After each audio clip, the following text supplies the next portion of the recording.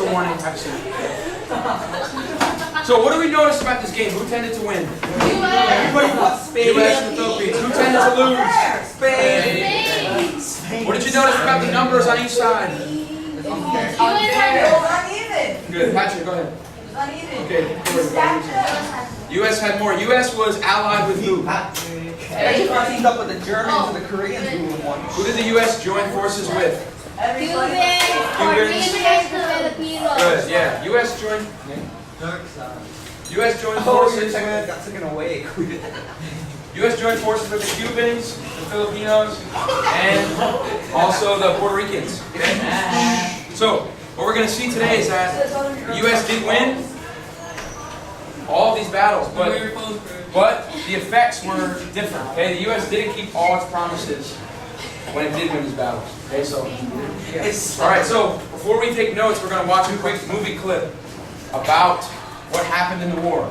What? How long is this? As long as you need an hour.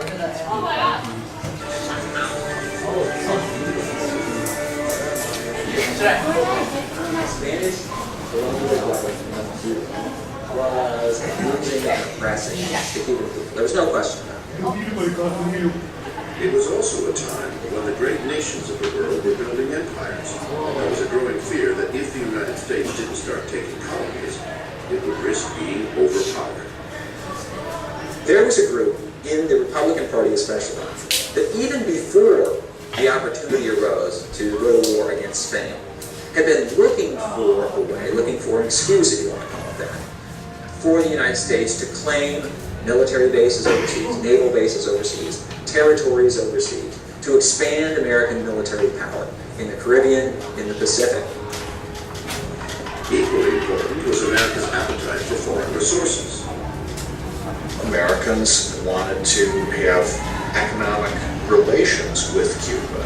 They didn't want its crops to just be going only to Spain. They wanted American companies to develop them and profit from them. So it was a combination of idealism and concern and self-interest. And so those people who looked at a map of the world, folks like Theodore Roosevelt in the Navy Department, who could be likened, for example, to Paul Wolfowitz, the #2 man in the Defense Department. These were folks who thought in very broad terms, and they had this notion that the United States could expand its power for the welfare of the United States and, frankly, for the welfare of the world. Theodore Roosevelt was McKinley's Assistant Secretary of the Navy, and his opposite, an obstreperous, controversial character who hungered for war with Spain. He was probably the most influential person in America regarding American foreign policy. And if a single person pushed the United States into war against Spain, it was Theodore Roosevelt. Although McKinley remained wary of the prospect of battle, he agreed to send a warship to Cuba to protect American interests there. On February 15, 1898, USS Maine mysteriously exploded, killing 267 servicemen. Although no one knew what had caused the explosion, the public outcry made it nearly impossible for McKinley to resist going to war with Spain. On the 25th of April, 1898, America declared war on Spain. Roosevelt resigned his executive position and organized a volunteer regiment known as the Rough Riders to fight in the war. Most people thought Theodore Roosevelt was at least mildly unhinged to make this decision. But for personal, temperamental reasons, Roosevelt had to fight. With an easy victory over Spain, America became an imperial power, taking possession of Cuba, Guam, Puerto Rico, and the Philippines. That the USS Maine was probably sunk by an accidental engine room explosion and not by a Spanish mine was not known for many years. Can we play that? Okay, so good. So first thing we're going to fill in our notes is, what do you think? Where are we going? Right in the middle. Okay? Right in the middle. Because the middle goes, what goes in the middle of our multi-flow map? Cause. Effect. Oh, good idea. What happened, right? The event. Okay, we got the causes on the left. What's on the right? American The effects. the middle is the event. Okay, so It's there. you need one. It is even. We write that in the Yeah, put it in your big one. And right in the center. What? You want to take a photo? Okay, Okay, so remember, guys, we're taking notes, right? So we're not having side conversations. Okay. So war with Spain, right? As a result of these four effects that we talked about, Jack. As a result of these four effects, we have war with Spain. Okay, remember the Teller Amendment? That was like the tipping point. That was the end. And the U.S. said, "Spain, get out or else." So Spain actually declares war on the U.S. after that. And Spain was like, "All right, whatever. If you're gonna tell us to leave our own where we're at, then we're gonna fight. We're gonna have war." Okay. Was the U.S. Navy ready for war? No. No. Yes. Why do you think the Navy was ready? Because they pulled up those 70 warships when they went to Japan and China, Asia, wherever they went. Okay, yeah, good. We know that the U.S. was already sailing to Japan for a long time before that, sailing to China, so the Navy was more prepared. What about the Army? No, they weren't ready yet. Army was not ready. I got ready. No, it's inappropriate. Okay? That's your strike language. Strike two is like that's strike two. Right? Oh, that's strike three. So, That's strike four. okay, guys, let's bring it back. Okay, so the Navy's not ready. I'm sorry, the Army is not ready. The Army's weak. Only 25,000 men. But because of, you guys remember all the yellow journalism, right? We talked about yesterday? Yeah. So as soon as they declared war, what do you think? What was everybody's emotion? Let's go. Let's do it. Let's go. Okay. So what do you think all the men did in the country? We live in Spain. What do you think a lot of the young men would do? Get drafted. Join, enlist. Okay, I'll go. I'll fight. Okay, that was the attitude. So over 200,000 men enlisted. Okay, and this guy up here, Teddy Roosevelt. You guys saw him in the video? Isn't he from the museum? He was in at the museum. Yeah. You guys remember? He was in at the museum. This is him. He was. Okay. He was in that museum. He's one of these old-fashioned tough guys. He's a tough guy. He thinks he's the man. He's kind of macho, and he was very much in favor of war. He wanted to go to war. He wanted to save the Cubans. That was his attitude. So he creates. These guys here are called what? You guys catching the video? Good. Rough Rider.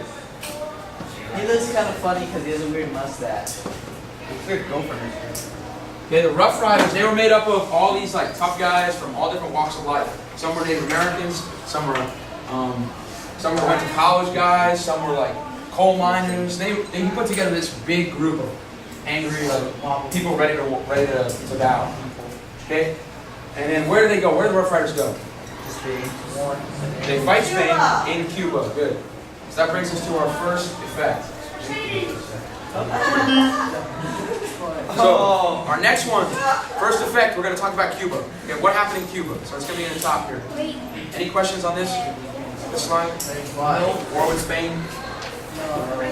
No. Okay, here we go. So what happened in Cuba?